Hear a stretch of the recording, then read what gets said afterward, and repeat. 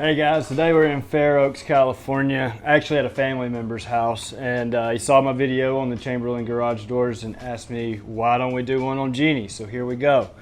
All your Genie boards are going to have a configuration with a little square button, a down and an up arrow. So to program our limits, we're going to go ahead and press and hold our down arrow until we get that solid blue light. It'll start blinking. We'll press, hold it until our door gets to the down position.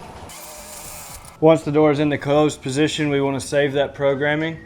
We're going to press and release the square button. We'll notice it turns solid and then goes out. Now we need to press and release our up arrow, hold it until it turns solid. Now you'll notice a little round LED starts blinking. Press and hold until it comes to the up position. And you can toggle if you need to. So we'll make it even with the other door. Press and release. We'll notice our button stays solid. Our limits are programmed.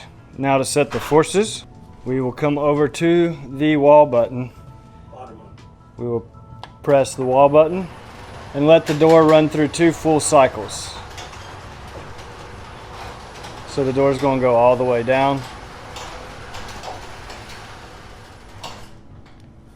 Press and release your wall button again. Let it go all the way up.